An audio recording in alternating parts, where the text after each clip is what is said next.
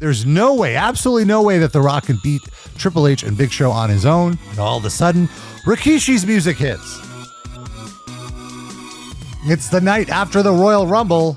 We are ready for Tales from the Attitude Era. It's Rob here as always with Tommy Blacha, the former head writer during this legendary moment in pro wrestling history. Yes. In the well over 100-year history of pro wrestling. We're reviewing the Raw on January 24th, 2000, the night after Royal Rumble 2000. We're in Philly, Philadelphia, ECW country. And everyone is tired. Everyone is a little exhausted from the pay-per-view was the night before. Now they do WWE pay-per-views on Saturdays, so wrestlers kind of get like a day off in between sometimes.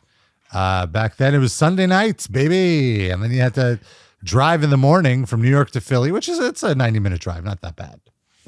Not so bad. It's good all to be in the East Coast, but nonetheless, it is true. It's kind of like, especially when things build up to a pay-per-view and it's like huge and it worked great in New York, and then like, oh, tomorrow, shit. You go. So there, there's undoubtedly sometimes a little bit of a hangover, but not a bad show. No. The other thing I wanted to mention too was the top guys all seemed a little beat up. So you sort of gave them the night off in terms of athleticism, mostly talking, and the main event was kept pretty short because also you have plenty of time until the next pay-per-view. I believe there's 5 weeks until No Way Out. So there's no rush to promote the next matches. You sort of just kind of have to get over how crazy the Rumble was this week, it seems. Yeah. Is the intent. I agree. We're in Philly, and I perked up a little bit because the Philly crowd in the early aughts is always very hot. Philadelphia sports fans in general are known to be a little belligerent. Yeah, wonderfully belligerent. Boo Santa Claus. I like it. Always a fan of the Philly shows, and despite my disdain for Philly in general. Oh, that's being right. a New Yorker. Right. We just have to hate Philly because all of our sports rivals are in Philadelphia. But I love Gritty. I have nothing bad to say about Gritty, the Philadelphia Flyers mascot. Truly one of the best mascots of all time. Yeah. And Stephanie and Triple H start the show. We started out with the Triple H theme song. Everybody's over when the asshole chants start as the music is still playing. Like they're just immediately chanting asshole as they're walking down the entry ramp. Right. Triple H is all bandaged up, all over. He had it rough. He was cut himself pretty bad on his forehead. Also his calf, as we mentioned on the Royal Rumble show. He earned his paycheck.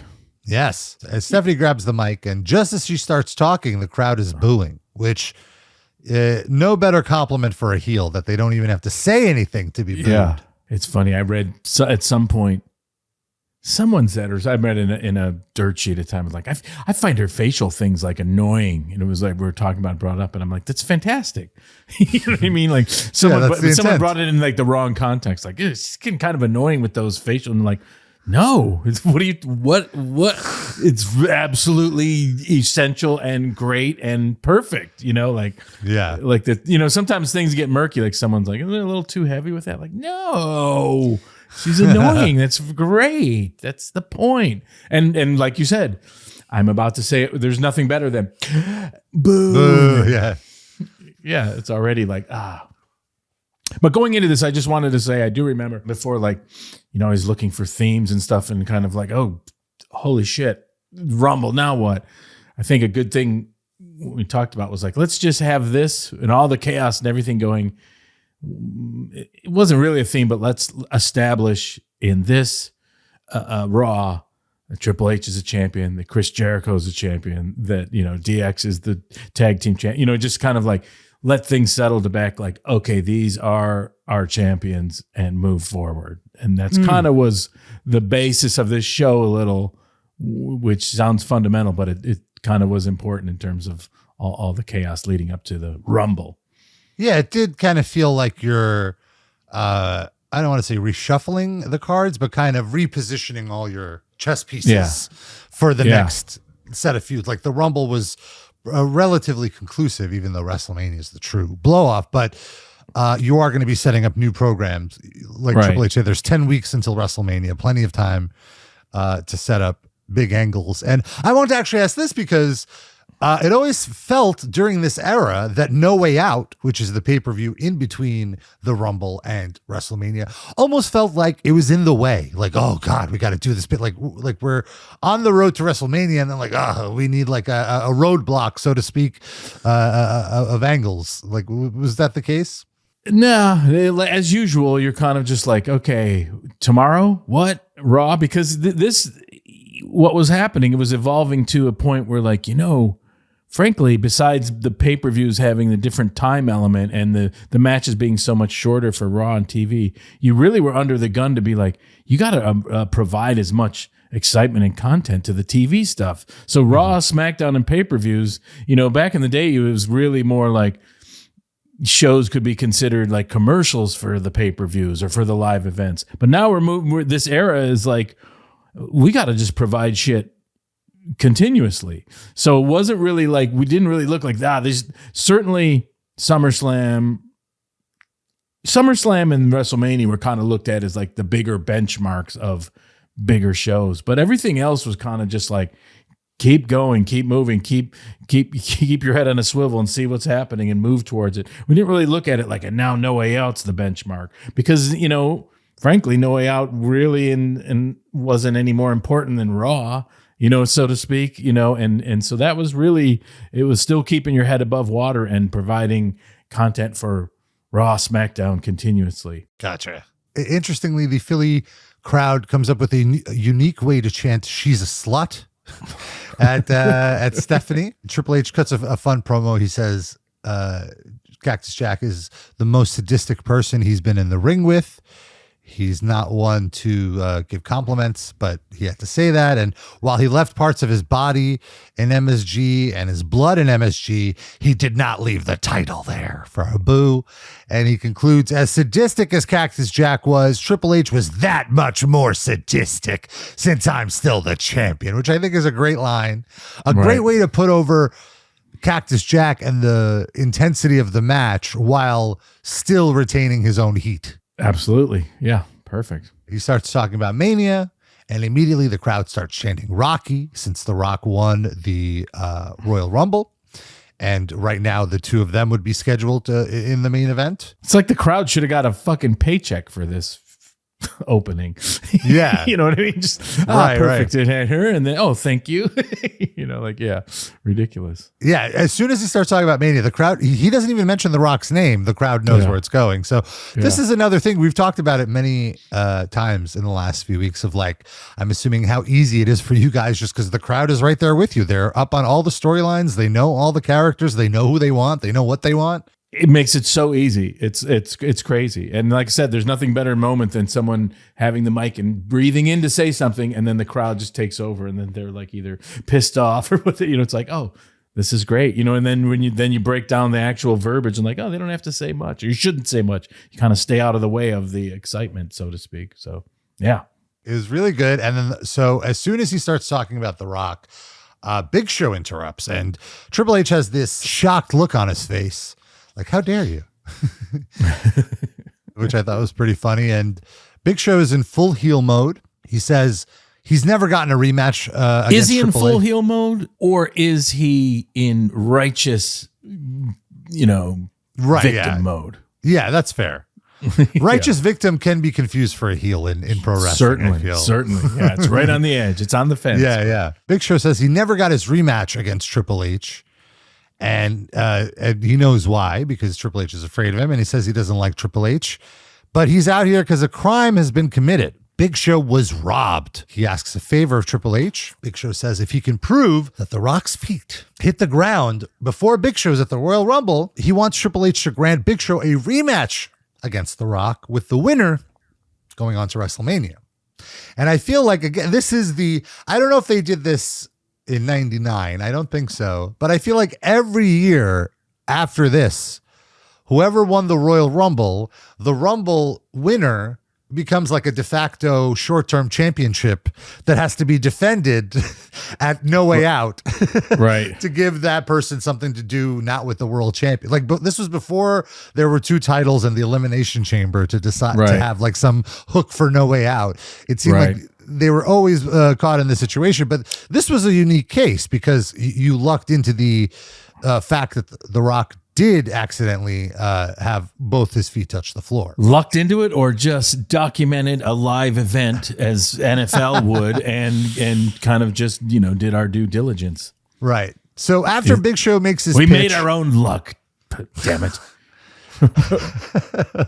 After Big Show makes his pitch, Hunter seems agreeable, but before Hunter can answer, The Rock interrupts. Huge rock pop in Philly. Ross reminds us that The Rock is the winner of the Royal Rumble and that, there shouldn't be any discussion. And I like that Lawler chimes in to point out that we don't know if The Rock's feet hit the floor. We were on the other side of the ring, so the two of us didn't actually see it.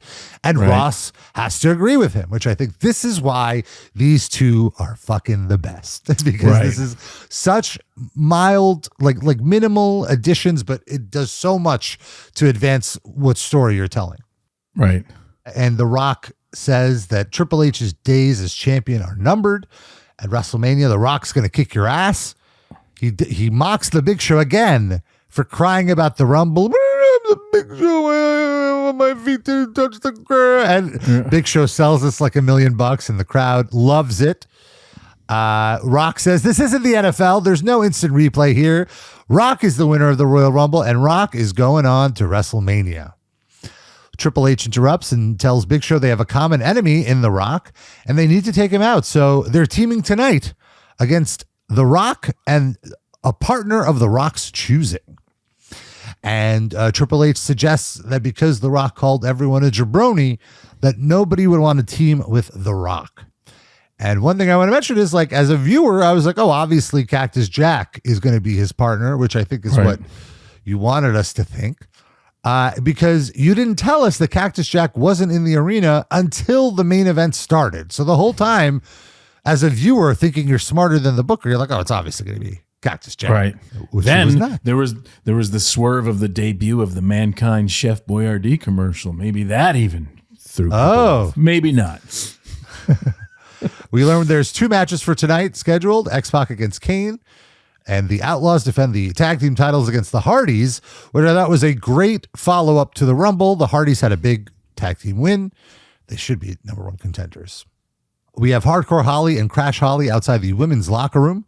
Crash is kind of goading Hardcore, saying he doesn't have the guts to storm the women's locker room. And he's like, oh, yeah? And he just walks right in, immediately gets pushed out by Chyna. And she's like, how dare you disrespect me and disrespect the women here? And Hardcore says if it wasn't for Chyna, he would be the Intercontinental Champion right now. And Chyna just laughs in his face and almost walks away. And then Hardcore Holly decks Chyna, which I was just like, whoa. She's a participant. Yeah. Is she not? Yeah, there you go. Yeah. It still feels jarring with 2025 eyes, but makes sense in the story. Like if she was one could argue too that you don't reach perfect equality till you stop, in some ways you stop thinking about her as a woman and just a participant in all of this. Right. Which, and so the same things apply to her doing something to, you know what I mean? There's that argument, so. Yeah. Like it wouldn't have been shocking if she decked him as much. Right. Yeah. So I hear what you're saying. But interestingly, who saves Chyna but Chris Jericho comes to her save, beats up Hardcore Holly, leaves him laying. And then we see Crash Holly in the corner laughing. So Hardcore decks him. Yep. Well, and this is ongoing. What I always just loved about the Hollies is this escape valve, if you will, where you always are saying, especially being a clean finish smart mark and someone who talks about the totem pole of power, if you will, and what could damage guys. With the Hollies, you always had them, well, they're a tag team or there's a single, but some hardcore Bob Holly could always take his angst out of a loss on Crash, or Crash could cause something. So this, infighting. So you could always have this escape valve of like, if Holly could get his shit together and fucking Crash didn't bother him, he could be up there, or they still are a tag team. There's always like it's something that can take away, instead of just like you've lost and now you're there singular as a loss and they're going away. There's always like a way for his angst to go in this like familial infighting, which is just kind of odd and kind of keeps them going in my mind in a lot of ways. I call it like an escape valve. Does that make any sense to you? Or does he think? Yeah, absolutely. Yeah. It's a way for him to kind of get some heat back that he's still a tough guy. Yeah. It's like no matter how much he loses, he's still tougher than his cousin. Yeah. Yeah, no, I liked it. Then we have Al Snow and Steve Blackman backstage. Al is pitching Steve on wearing a cape since he already has the personality of a dead guy. Blackman is no selling it. He doesn't want any of this. He just wants to be Steve Blackman and go out there and fight. All right. Then Al gives him another pitch, a big block of cheese, and says, I have head, you have cheese, head cheese, right? Head cheese. And he's like, this is stupid. I just want to be Steve Blackman. Yeah, this is a little inside baseball or getting high on your own supply, little smart mark stuff as far as like wrestlers showing like we got to do ridiculous shit to get over, and that's part of it. And then we have a character who's like, I don't want to be a part of it. I want to. Why can't I just be Steve Blackman and one of the a badass? Like, no, it's not enough. Are you a fan of making fun of ourselves a little bit? I would say, Are you a fan of the head cheese in general? Yeah, hey. Oh yeah. Sure. The food, I mean. Oh, head cheese? I've had different head cheeses. Some are great. Some get a little too aspicy, you know what I mean? No, it's like too much of the, oh yeah, you're being, so are you, it's a big Russian thing. Yeah. In fact, I was going to say aspic salad is very big in the Russian community. I avoided it like the plague for most of my life until there was like one day where there was nothing in my house but aspic salad, and I was stoned to the gills and just had super munches of like whatever. And then it was the first time that I was like, I get it. What's crazy is everyone has this aversion to like, tongue. But if you had like, tongue tacos in Mexico, like lengua, it's like a light roast beef. It's incredible. But sometimes if the tongue isn't good and there's too much aspic, it's kind of like, but it is off-putting. You have to get an acquired taste, and how you acquire that is to be a stoned teenager looking for something to eat, and there's nothing else. And then you're imprinted. I like it. Yeah, that's since that day I was like, I can handle aspic. Sure. I'm never going to go out of my way to get it, but if it's at a function, I'll try it. And also in true Russian, not to pigeonhole the Russians, but it's like, hey, you got to have some pickles and some aspic and be drinking shots of vodka, and then like, you go. And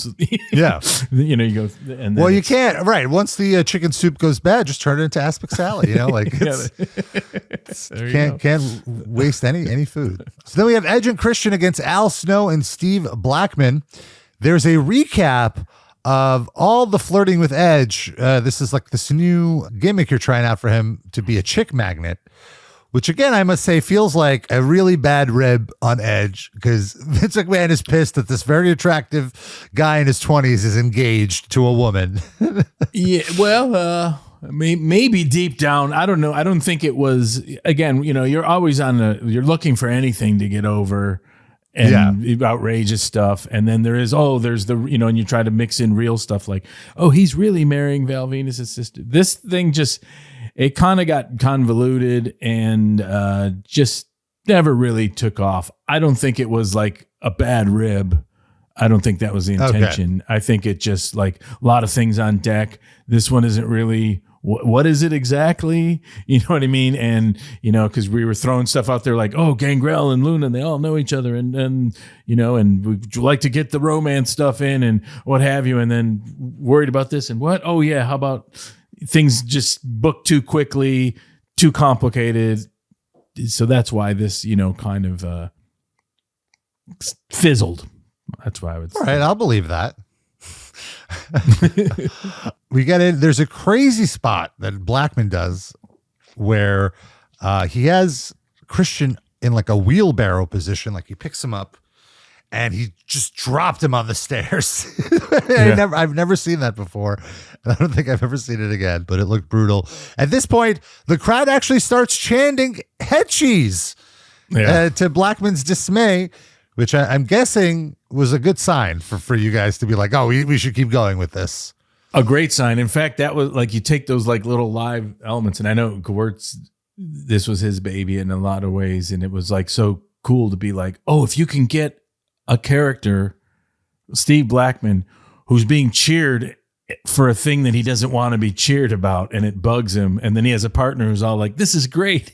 And he's like, I don't like this. And that would just like generate people to cheer more. And, you know, just like odd little things that like that can happen are so fun. And then it would be a great way to get Blackman over, where he comes out and he's just like, ugh, this is awful. And yay, it just makes people like cheer more because he hates it. You know, it's just like odd little complicated wrinkles that you're always looking for. And a lot of times the Attitude Era was great like that. We're like, he's a tweener. What does it matter? Even this, when we talked about the opening of like, oh, The Rock's a babyface, we shouldn't show him his foot hitting the ground, but he can weather it because like, I don't care. This isn't the NFL. You know what I mean? There was back in the day, it'd be like, no, that would be a heel move. No, that's a babyface move. Here we're kind of like trying to like mix it up. Where like, we don't know yet. You know what I mean? Yeah, it is interesting that you didn't even show the footage this week, even though the Big Show alluded to it. Yeah. Or at least on Raw. You might show it on SmackDown. I'm not caught up yet. Well, I think part of the thinking was that would put it to bed immediately, or it would be you'd have to make a decision. Oh, is it going to be that or not? You know, or he'd have to say, I don't care. So keep the fires burning. I thought it was interesting that when Edge got tagged in, eventually he got the Von Erich high-pitched woman pop. So in a way, this angle is kind of working because it is getting the reaction that you want from the crowd. Like, they're not shitting on him being a chick magnet. They're They're embracing it. Right. And that's something you realize too when you watch these in real time, so to speak, or you watch. Yeah. I've sometimes something that I've noticed is like this. Just because we know historically 20 years later, like, oh, that fizzled.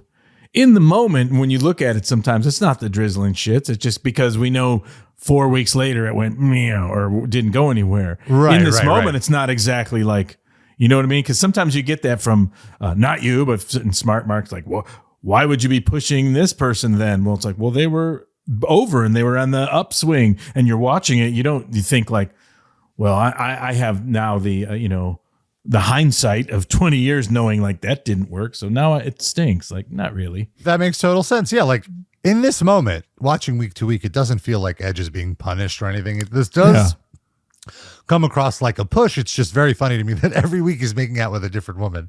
Yeah. Including here. So Edge basically gets knocked unconscious from a top rope leg drop. The ref calls for the bell. It's a no contest.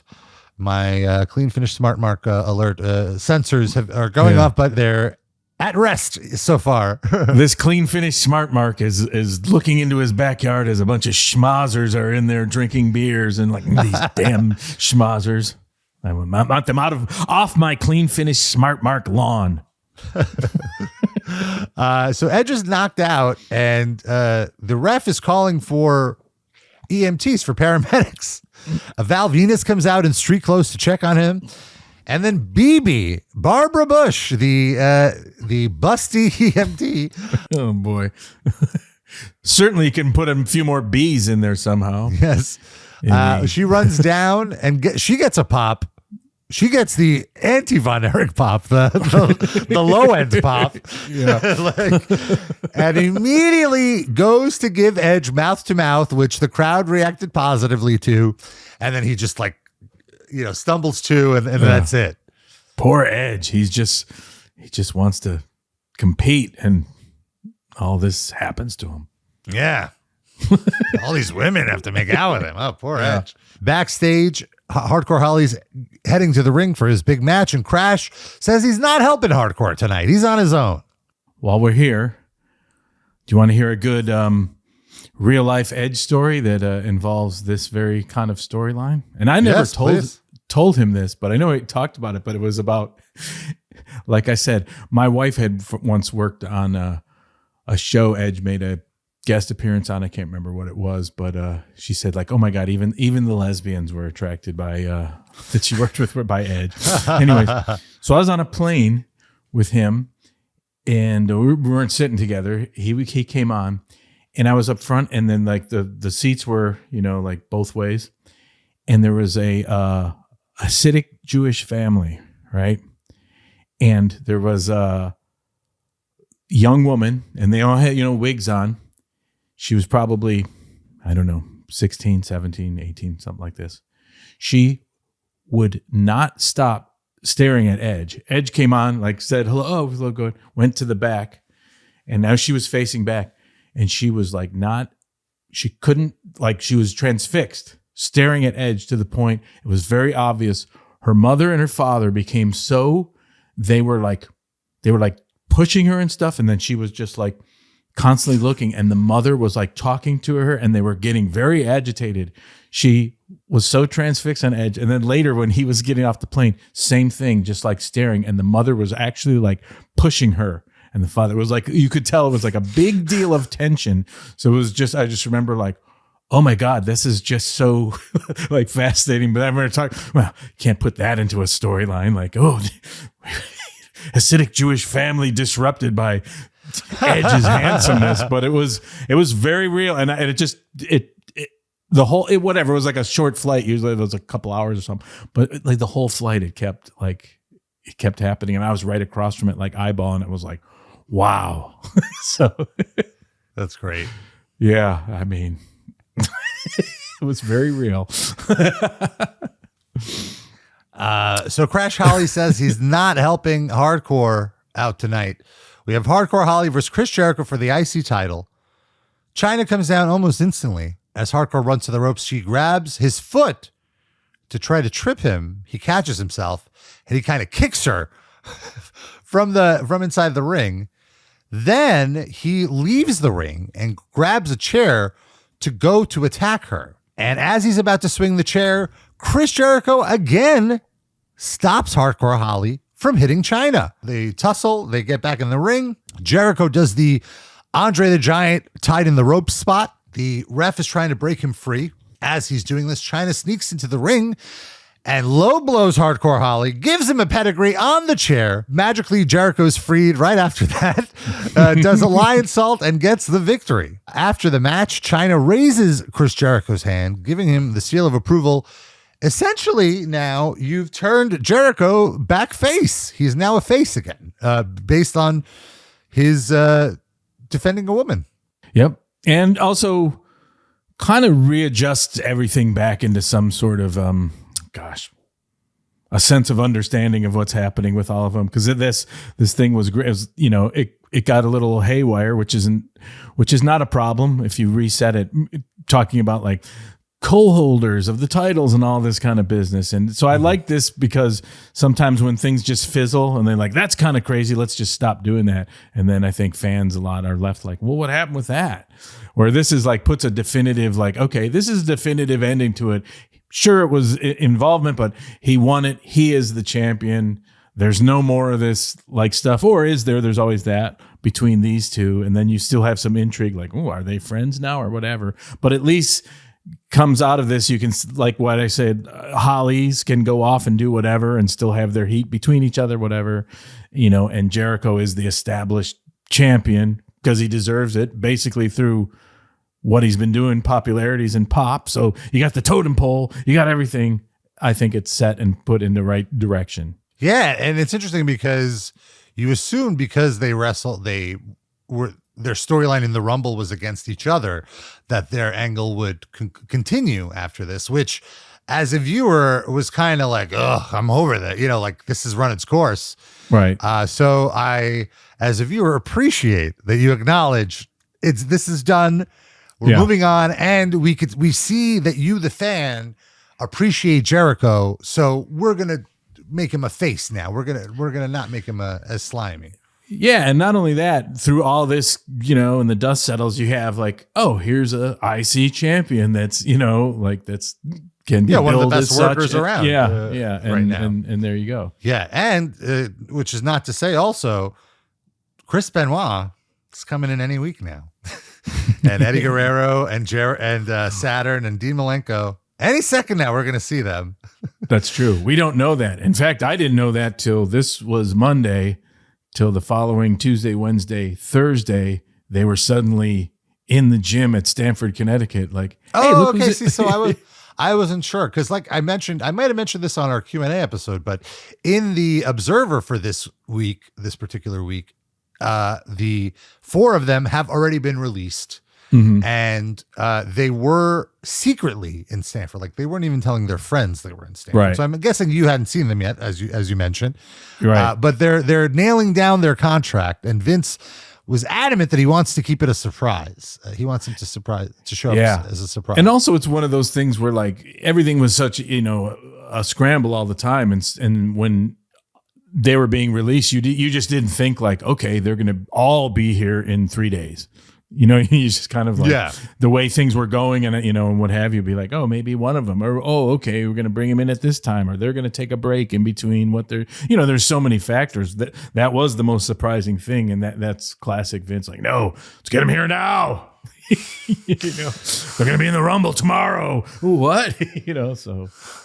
Yeah, I'm surprised actually they weren't in the Rumble, but there's no need for that. Like having them appear the way they did seemed like a much better. Like, what does that have to do with anything? Need's got nothing to do with it. It's want. The Hardys get some promo time. They say that they're all beat up from the match, but it's time to forget about the pain and think about the tag team titles. Yep. All of a sudden, the Dudleys interrupt. Well, let me just say something here, just because I remember this. This was interesting because it was like, okay, the Hardys are getting over. Everyone loves them, the underdog story. And then I remember that being like, they didn't have much mic time. So it was a lot of like, oh, what are they on the mic and this? And I was put in a weird position a little because this is where I have a complaint about, like we talk about, there was never a memo or anything that said, don't say belt, don't say, you know what I mean? Don't say strap, don't say wrestler. These things that were pet peeves of Vince, but they were there. And so I remember talking with them, they were doing their promo and they were kind of like, oh, they grew up in idolizing this business and these kind of promos. And they were doing a promo here. It was like, and they were talking about belts and stuff. And I remember going over and being like, it was a weird thing. Like, hey, at this time I was like, I got some info for you. And it wasn't, like I said, it wasn't established, but I knew like, don't say belt and don't say strap and don't, you know what I mean? It was kind of like, well, what do you mean? I'm like, he'll hate it and it'll be fucked. So I just remember this, like, as you're scrambling to be like, okay, on the rundown, like, okay, they have a little promo here, go work on it with them. And just remember like, kind of like, ooh, before you say anything, don't say that, don't say this. It was kind of threw him for a loop a little, but I think it was kind of important, but it was one of those things that just like, that would be like a weird part of my job to just like, oh, don't say strap. It'll fuck you. What? It wasn't that established. Don't say belt. And then they're just kind of like, what do you mean? Like, I don't know why. They're championships. I know they're actually belts and we see them and you wear them and you can point at them, but don't call them a belt and don't say strap. Oh. And look at me like I was nuts, and I'm like, believe me, just it'll be better for you. So right, and also like you said, this wasn't as widely known at the time. The internet wasn't as huge, so it really was. And even internally, it was just an odd thing for just the pace of things. Always, it wasn't like in a production meeting. Vince said, and now since we're moving forward, we don't say this, this, and this. It was just one of those things you knew, like. Oh, it bothered him. Sometimes you had to know it through osmosis, and it was like, oh, even how it evolved, whatever. We're like, oh, there's an aversion to the word wrestler. They're not wrestlers; they're superstars. Back in the day when I first, there was certain things in pro wrestling lingo, like you wouldn't say like, hey, so this wrestler, this here's his dialogue. Dialogue. We don't have dialogue. We use verbiage. This isn't Hollywood. Okay. And then like, oh, this would be some, this is some good comedy. Comedy? We don't do comedy. We can do things that are humorous, but we don't do comedy. There's all these weird little things like, oh, okay. So part of the language. So just one of the quirks of the business. Well, I did appreciate this promo time, and I like how rough around the edges they are because, again, like I mentioned many times, Hardys were my avatars. Right. Like they were who I saw myself as in the WWE universe.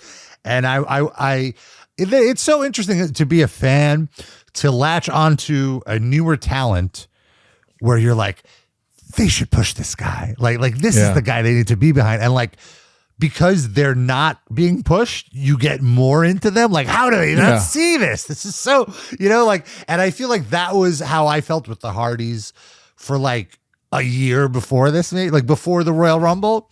And then now I'm like, yes, give me and we've, as we talked about them, and you have the old footage of them as they're like teenagers getting into it, and they're basically talent enhancement for so long, and it basically, and even this, we remember like talking with Michael Hayes too. It's like, you know, for them doing promos, it's like you shouldn't come out with that thing of like, now I've arrived and now we're going to start doing our promos. It's like, got to keep leaning into the you're green thing, you're in above your, you know, just milk that forever, which is great because that is their storyline. It's kind of like, these guys aren't, you know, they were skinny little guys that just kept, you couldn't get them off your shoe. You couldn't get rid of them. And now they're established so that was unique to them. So trying to, you know, retain that. And I think it worked great.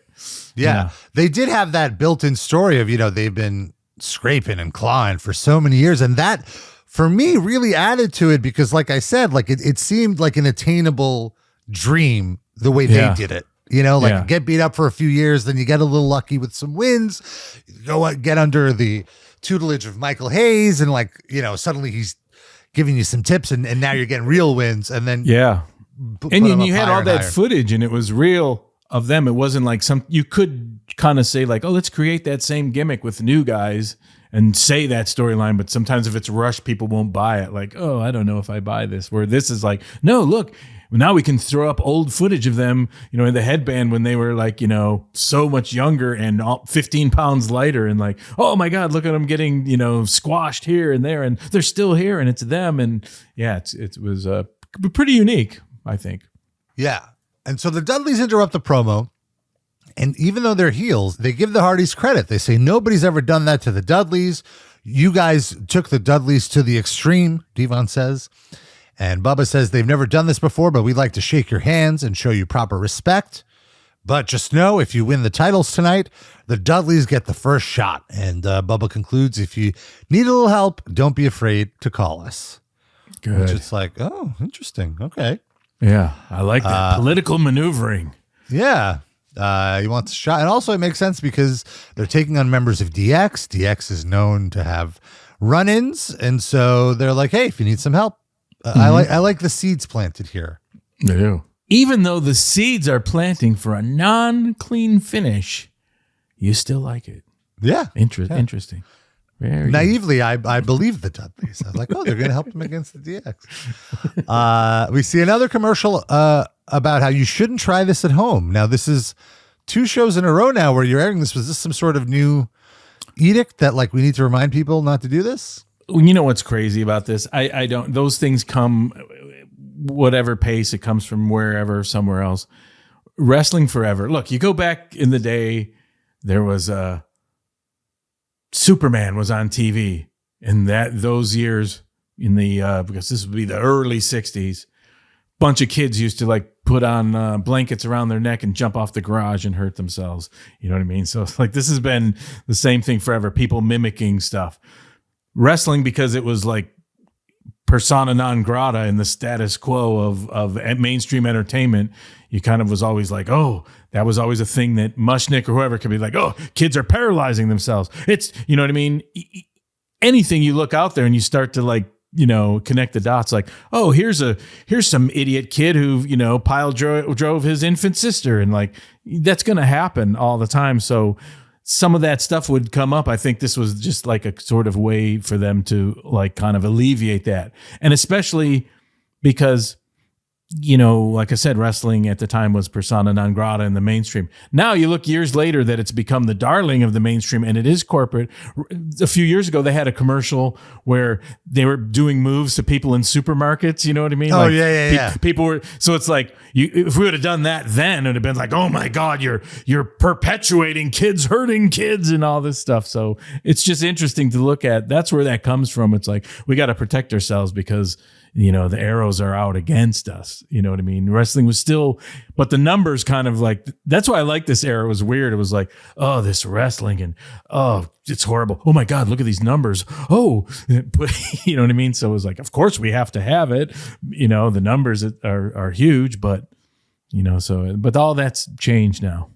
Interesting thing to think about, you know? Yeah. We learned that PhoneFree.com presents No Way Out. PhoneFree.com offers free long-distance calls over the internet when long-distance calls were a thing. Yeah, interesting. I love how this pace of things. I always say, just take a 3-year nap and everything's different. What? Hey, how about that free internet call? No, it doesn't matter anymore. Yeah, but I don't know. Somewhere in this, you didn't talk about the Mankind Chef Boyardee commercial. Right. Then we see the world premiere of the Mankind Chef Boyardee commercial, which I remember was a big deal at the time. Yeah. Because there weren't too many wrestler endorsements, and Chef Boyardee was like the go-to shitty, cheap. I haven't had it in so. The last time I had Chef Boyardee, I was watching that documentary Super Size Me. Yeah. And it was literally like him going like, there's shit in the meat. There's shit in the meat. And I'm just like, oh. And I've just never been able to eat it since. That's not even probably the worst part of it. To me, always all the Chef Boyardee products, they had the tomato sauce had just like a kind of a taste of vomit. Yes, I agree. It was like totally the acid in the can or something was like, they all tasted the same. And they're just like, and even as a non-discerning weirdo kid would be like, this is awful and mushy and not good. Yeah, very bad. Very bad. The epitome of marketing makes the millions because it's just awful food that they just shoehorn into any program that children watch. Yeah. Just the worst. Yeah. And I love, too, the world premiere of the Chef Boyardee commercial. Just the audacity to say that is like just fabulous. I don't know why. A big sponsor. I don't know why I loved it so much. Mankind, Chef Boyardee.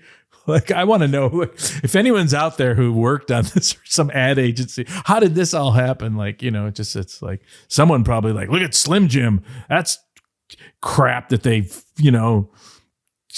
extrude out of some fucking machine, just like our stuff.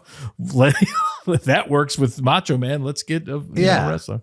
I never got into Slim Jim because of my Russian heritage, and you would understand as a Pole. We had smoked meats that were way better than Slim Jim, like the cabanosy. I'm obsessed with them. It's like, how could you ever have a Slim Jim after you get like authentic Polish thin smoked sausage? Get out of here. Yeah, absolutely. And it was just like, well, something isn't right. Sorry, whenever I ate, I'm like, something's just not quite right about this. But also, if you could argue like the whole entire roster, who would be maybe the worst to promote, worst/best to promote this food? Mankind. You know what I mean? Well, he looks like someone that would eat Chef Boyardee. Right? I'm sure, yeah. More so than The Rock, or I think after Mankind, Chris Jericho was the spokesman. I don't buy the Jericho's eating Chef Boyardee. Yeah, I mean, I guess they should have really leaned into it and had like a camera go into like a deep boiler room and have Mankind with that, eating Chef Boyardee. He could live underneath, the housing project for years, surviving on Chef Boyardee. That would have been too good. Too Cool come out for a tag team match. Their opponent is Crash Holly, but where is his partner? Does he have a partner? Interesting that you're doing two storylines on the same show of just this person have a partner. One with a little more stakes than the other. Turns out his partner is Big Viscera. I popped for this. Yeah. This is a nice continuation of, they had a match, of course, on SmackDown to set up the Rumble. So now maybe they've formed a little bit of respect for each other after that. And somehow Crash convinced Big Vis to be his partner. There's some miscommunication. They try a team spot, but Crash kind of slips off the ropes. He's so good that I can't tell if he intentionally slipped or if it was a botch that he covered up. Yeah. But it looked great. Viscera is upset. Somehow they got Viscera off his feet. The worm is super over. So they do the worm to Viscera. And then Crash Holly runs in the ring. And then both members of Too Cool knock him down, give the Alabama Slam leg drop finish. Why is a leg drop called the Alabama Slam, right? Well, I think the Alabama is off the top rope. It's a leg drop off the top rope, right? Yeah, but where's the slam? I guess in Alabama, that's how you slam. Well, I Alabama guess Slam. Yeah, we'll have to talk to Jim Cornette. Maybe I think was he? But so they get the leg drop on Crash Holly. And maybe it was an homage to Bobby Eaton. I don't know. I think he came up with right? Oh, yeah. No, but I'm saying, like, why was it called that in general? Not like, why did you call it that? Like, how did that get the name? Tune into our other podcast, Wrestling Controversies. Yes, Tales from the Mid-South. So they do this spot on Crash. They have the finisher. Sexay goes for the pin on Crash Holly, but he is not the legal man. Viscera is still the legal man. He gets up, gives Grandmaster Sexay a big leg drop, and gets the pin. I'm very surprised the Too Cool eat a pin here. Why not? Yeah, it looks like they could eat 40 pins a night and then do the work. It's fine. Right. This is Gaga Mania main event. Wonderful. And Crash jumps on Viscera like they won the tag team titles. Yeah. And it was just one of those. It's always great when you can have something new and that's just like, oh, this segment will be already half over, not half over, by virtue of just Viscera and Crash coming out and just seeing them, anyone who, be like, oh my God, look at that tag team. Oh, it's already 50% good. Absolutely. Yeah, just visually, you're totally right. Like, it's sold. Yeah. So, this was fun. I'm curious to see where else it goes. We get a whole recap of the Kane versus X-Pac feud. And I'm waiting for the big development here. I don't want to spoil it for those of you watching fresh. Don't want to spoil the 20-year-old. It is like it's fresh. I'm surprised here because I felt like this could have been on the Rumble, but I could see why you didn't want it in the Rumble because you wanted Kane to be one of the top 3 guys in the match. Right. You want to keep him fresh. And once this was done, I saw why it wasn't in the Rumble. Basically, throughout the match, Lawler keeps hinting that Tori is looking at X-Pac with lustful eyes, which JR knocks down because, of course, you may recall that for over Christmas, they spent a weekend together and Tori hasn't been the same since. Even though she said that X-Pac was a pure gentleman. All match, X-Pac keeps making lewd gestures towards Tori. Kane attacks X-Pac, shoves him out of the ring. X-Pac starts stalking Tori around the ring, and Tori ends up in the ring, and X-Pac forces himself on Tori with a kiss. This is something that would not happen today. But would happen in the 40s in a movie. It's true. She feels very violated as Kane is comforting her. X-Pac hits him in the back with a chair for a non-finish. Why even do this? Some things just to reminder, a reminder of this, reestablishing this gimmick, what it was about, and also going for the world record of most distracted ref of all time. I think maybe it's part of it. Right. I guess it is. You are kind of reintroducing the feud because it's been a few weeks since you really addressed it, just because both of them have been entangled in the Rumble stuff. Right. So I could see it in that point, especially with the promo and everything. I guess the promo made me think like, I'm glad it met with your approval 25 years later. Whew. No. the promo made me think that you would advance the story in some way, whereas instead you're just kind of treading water for a little bit. Yeah, and I said again, just reestablishing it, which does make sense, because a lot of then that was kind of, like I said before, even the behind the scenes theme of this show, if you will, was reestablishing some concrete things to move forward again. Who's a champion? And so, so there you go. After the break, Kane storms into Triple H's locker room asking for X-Pac. We're told that X-Pac has left the building. We have the Hardys against the Outlaws for the tag team titles. At some point, the Dudleys come out to watch. They set up a table and sit on it, which I'm just like, I hope it doesn't. That'd be weird if it broke as they were just sitting on it because it's cut up to be broken.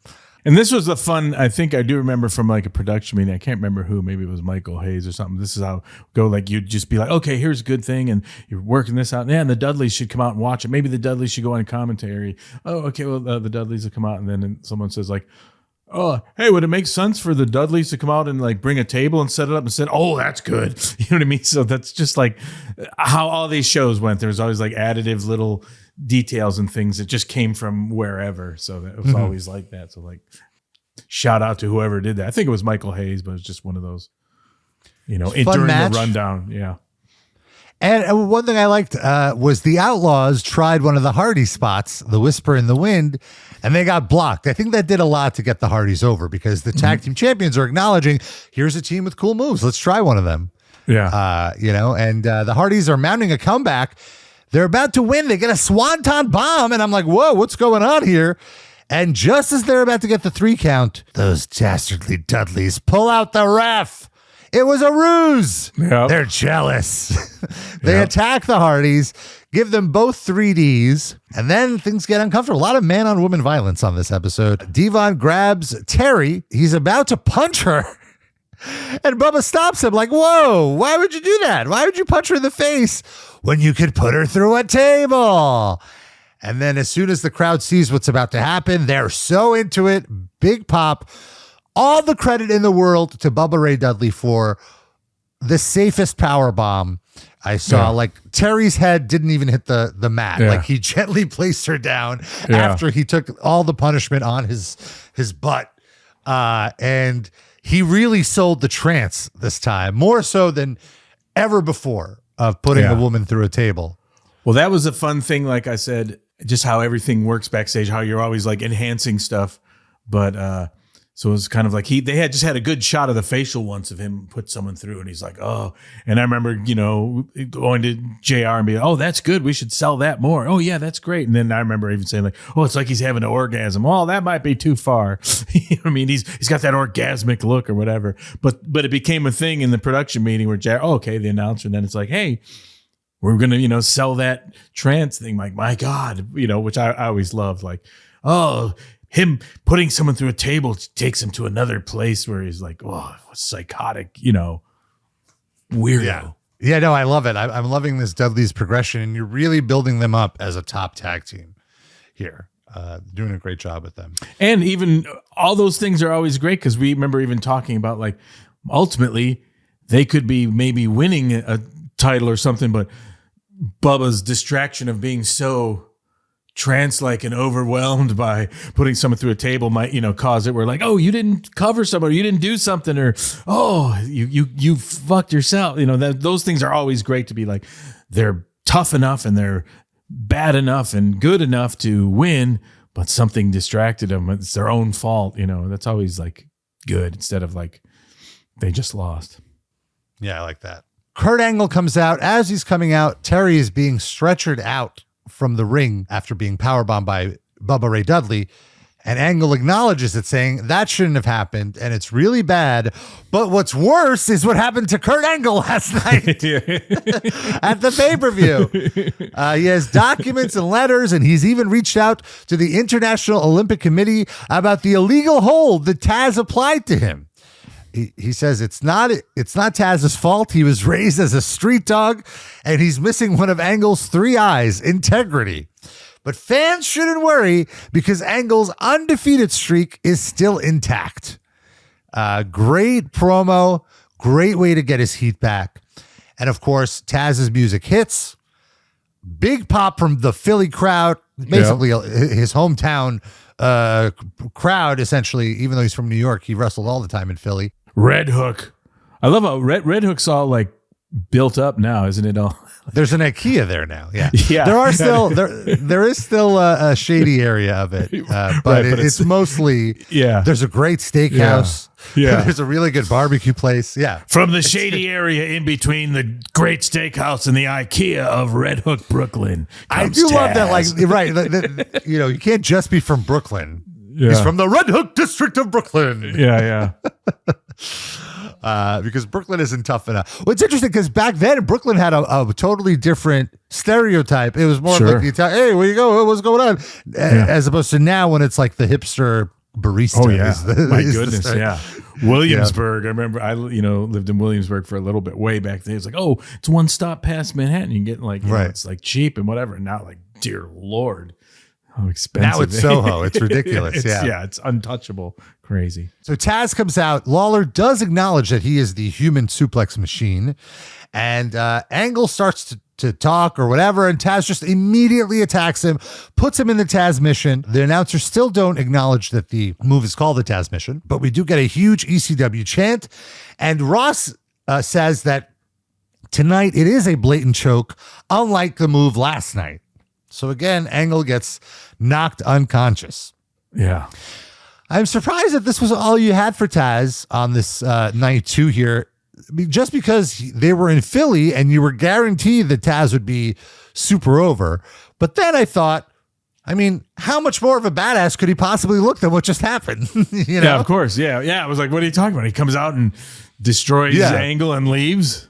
Yeah, that's it. Like, why would, there's no opportunity for him to mess up. So my initial, like, I had to logically shoot down my smart mark instincts.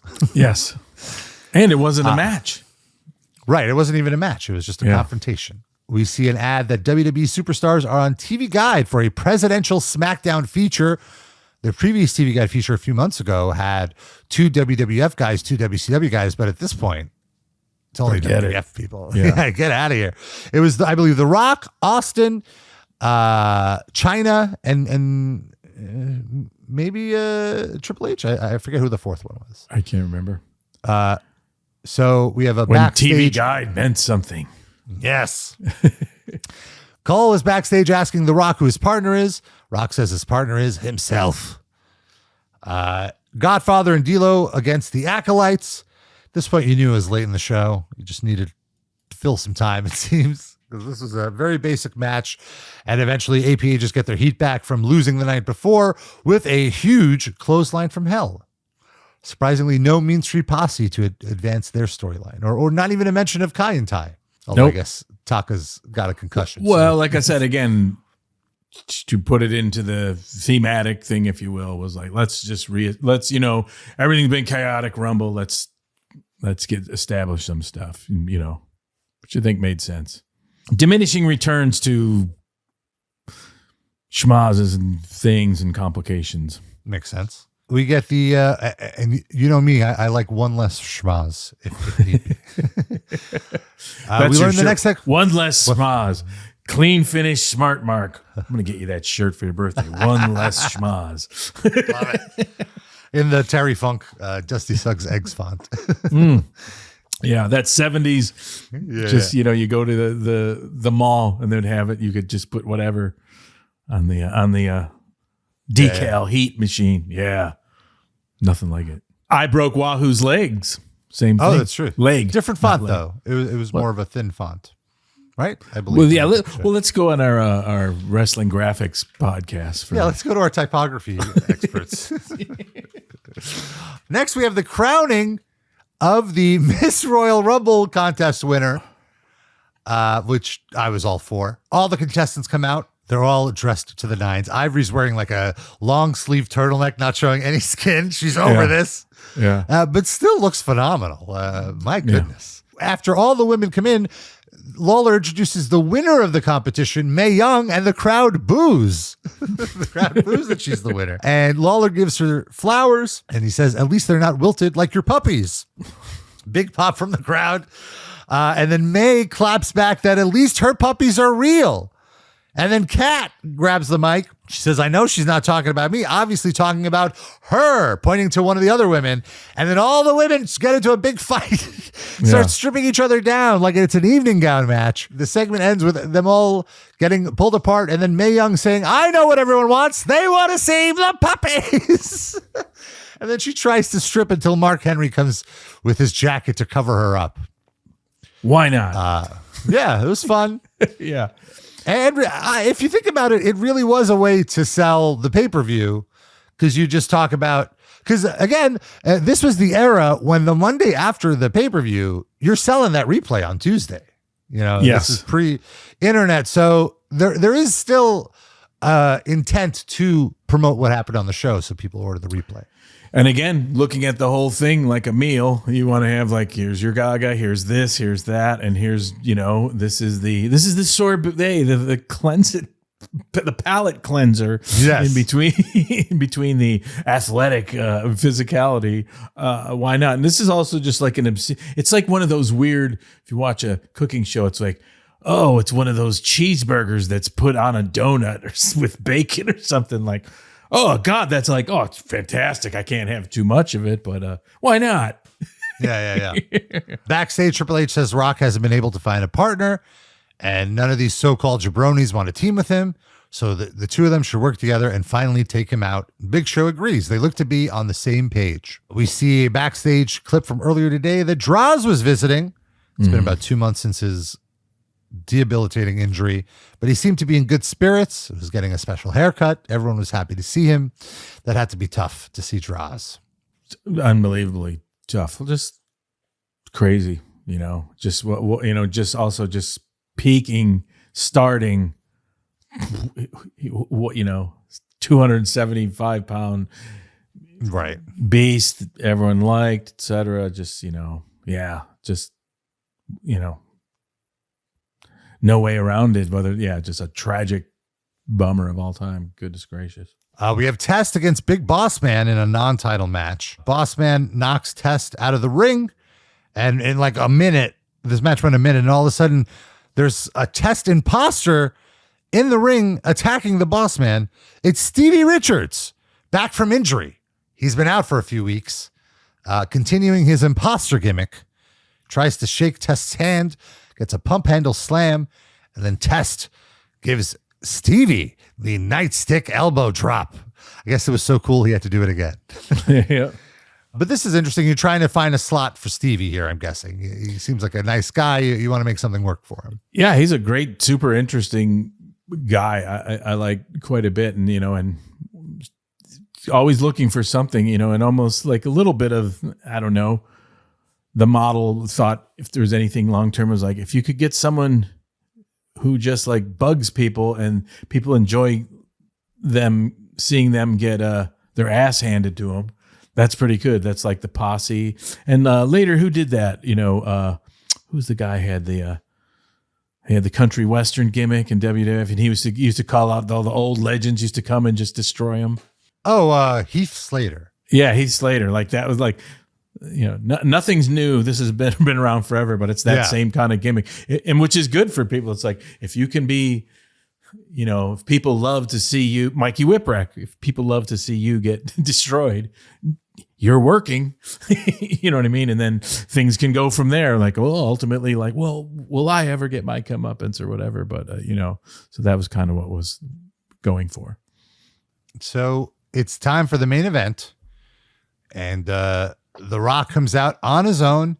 Big Show and Triple H come out. It looks as though The Rock doesn't have a partner. Jerry Lawler says Triple H proves that he's tougher than Cactus Jack since Triple H is here tonight and Cactus Jack is not. And Ross gets over. There's no way, absolutely no way that The Rock can beat Triple H and Big Show on his own. And all of a sudden, Rikishi's music hits. Even The Rock is shocked. He's surprised. But I thought this was a great swerve because I truly, like, I don't remember. I certainly watched this live, but I didn't remember what happened. And I just assumed, like, oh, it's obvious Cactus Jack is coming in. But no, it's Rikishi. You're continuing to get Rikishi over to suggest to the crowd that, yes, Rikishi belongs in the main event scene. He's not going to be the guy, but he's going to be one of the guys. Yeah, it would have been, I think, a little too straight if it would just been like, Cactus Jack. Kind of like, oh, he's not here. He's not here. Oh, this is music. Surprise. You would have had to done something like he's in a hospital, show him breaking out and showing up in a, with the hospital gown or in his bracelet, something that would have been like more of a surprise than just like, that laid out. It wouldn't have like really laid it out. Always looking for some kind of swerve, but this worked because Rikishi was one of the only ones to be like, oh, we don't expect him. And he's got the physical, prowess and, just he can, be up there with anyone. In fact, I was asked in the Q&A who you thought would have been a good champion and gone farther with it. And my answer was Rikishi. It's true. Rock takes the heat early, eventually makes the hot tag to Rikishi, and the crowd is really into Rikishi's comeback on Big Show. Actually, it's a very interesting matchup, him and Big Show, because, Big Show is still bigger than Rikishi, but Rikishi is so hefty that you believe that he could dish it out to Show more so than most other guys on the roster. In fact, they probably have similar weights, really. Yeah, you're right. Eventually, Show cuts him off. Triple H takes over, and Rikishi takes the heat. And then it's a big hot tag, and The Rock and the Big Show get tagged in. Crowd is super hot. Rock manages to hit a suplex on Big Show, which I don't think. I feel like you should have gotten him over more. Like, oh my God, how did he do that? You know, like getting the Big Show off his feet. Here's some things. When you do a suplex on the Big Show, you do see that he goes like, he jumps. You know what I mean? So I think it's one of those things. On paper, you're right, but to see it, you kind of know, like, well, he didn't take him off his feet. You know, like sometimes when the Big Show does to someone else, we're like, oh, he just lifted that guy. You know, you can tell, like, right. You're not doing that to the Big Show unless the Big Show goes and jump. You know what I mean? So you know what I mean? And that's no slight against The Rock or anything, but it's just like, that's not going to be over. Like, my God, you know what I mean? He's about to do the rock bottom on Big Show, but Triple H low blows him. The New Age Outlaws run down. They attack Rikishi. It's over. There's no finish. Yeah. Disappointed, but it makes sense. Like, what does it matter? Like, who needs to lose in this match? Nobody. Yeah. Everyone needs to be kept strong. I get it. I feel like again, this is a valid non-clean finish. Sure. And it introduced Rikishi into it. There's a surprise. Right. And yeah, with that big long meal analogy, and then here at the end, here's these. Oh, okay, that's good. Was that as good as anything in the meal? No, it's a little ender. It's fine. Right. Well, but I feel like the satisfactory ending is that Rikishi's being held down by the Outlaws. Show's holding The Rock as Triple H is about to use a chair, and then you hear the Cactus Jack music, and so there is a bit of a payoff, and that the heels get their comeuppance. He gets a huge pop. He runs down with a 2x4. Interesting that he's not. It's not like a barbed wire 2x4. Right. It's just the 2x4, which in a way I give WWE credit. Like they saved the barbed wire for the pay-per-view. You got to pay to see the barbed wire. You can't just get it for free. Yeah. And they use the 2x4. Rock and Mankind use the 2x4 together to clothesline Big Show out of the ring. Cactus Jack, Rikishi, and The Rock stand tall as the show goes off the air, which is a pretty fun finish. The crowd was very satisfied with the ending. Yeah, I agree. Yeah, in fact, I take back my earlier thing. It was a grand dessert. God damn it. Yeah, I think Cactus Jack was a good dessert because I just manipulated this clean finish smart mark into validating a non-clean finish. Yeah, well, because also with the Rikishi swerve, as a viewer, I find myself saying, "Oh, I guess Cactus Jack isn't here tonight." You know, and so you almost you've created lower expectations to then be like, oh, what a pleasant surprise. Wow. I hope the Clean Finish Smart Mark Committee doesn't watch this because you might have your your membership might be in question. Well, we'll find out next time. But a great Raw. I'm curious what happens on SmackDown. If it's even more phoned in than Raw. Because if you're fatigued on Monday, on Tuesday, you're like, when is this week going to end? Yeah.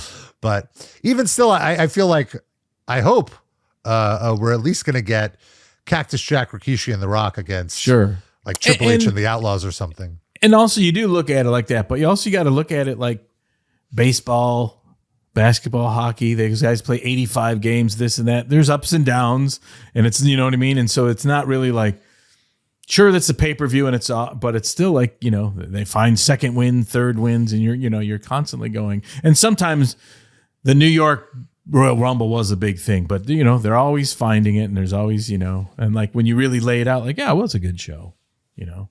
Yeah, sometimes there's the narrative that it's phoned in, but no. And also, though, just like how much really do you need to do on this show? You have 5 weeks till the next pay-per-view, 10 weeks until Mania. And you just had a huge event where, you know, you want to give your athletes a little time to recover too. And sometimes you want to just like, okay, let's reestablish what's what. Champions, this, you know, and move forward. Because, you know, you get diminishing returns to like total nonstop action. All right. That is a little dig against TNA. That's our show, folks. TFTAttitudeEra@gmail.com. We love hearing all your feedback. We're going to do another Q&A episode soon. So send in those questions. Things you always want to ask a WWE head writer. Of course, follow us on social media. We post reels basically every weekday. Lots of fun stuff on there. TFT Attitude Era on Instagram, on Twitter, X, TikTok, Facebook. Tout, Vine. And we'll see you next week on MySpace. All right. Find us. We'll see you next week on Tales from the Attitude Era.